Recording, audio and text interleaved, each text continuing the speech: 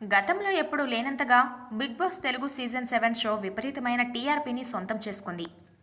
ఈ ఊపులోనే 'Bigg Boss' team నిర్వాహకులు ఓటీటీ సీజన్ 2ను ప్రారంభించబోతున్నారని పెద్ద ఎత్తున వార్తలు వచ్చాయి.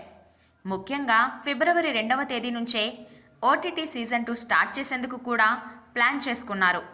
గత సీజన్లో పాల్గొన్న పలువురు కంటెస్టెంట్లను ఈ సీజన్లోకి తీసుకువచ్చేందుకు ఏర్పాట్లు చేశారు. ముఖ్యంగా బోలే శావలి, నైని పావనిలను ఈ సీజన్లోకి తీసుకువచ్చేందుకు సిద్ధం చేశారు. అలాగే మరికొంతమందిని కూడా కన్ఫర్మ్ చేసినట్లు టాక్ నడిచింది. తెలుగులో ఓ 2-3 సినిమాల్లో హీరోయిన్గా చేసిన రీచా పనాయ్ను, మొన్న అసెంబ్లీ ఎన్నికల్లో పోటీ చేసిన బర్రెల కాళయ్య శిరీషను, నటుడు భద్రం, డాన్స్ మాస్టర్ యష్, సింగర్ పార్వతీలను కూడా తీసుకువస్తున్నారని పెద్ద ఎత్తున వార్తలు వచ్చాయి. అయితే మిగతా కంటెస్టెంట్లను తీసుకువచ్చేందుకు కూడా ఏర్పాట్లు చేశారట. కానీ ఓటీటీ సీజన్ అనగానే ఎవరూ ఆసక్తి చూపలేరట.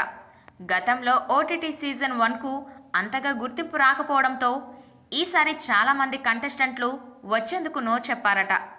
ఓటీటీ కాకపోతే వస్తామని కూడా వివరించారట. ఎక్కువ రెమ్యునరేషన్ ఇస్తామని చెప్పినప్పటికీ ఎవరూ ఆసక్తి చూపకపోవడంతో నిర్వాహకులు లైట్ తీసుకున్నారట.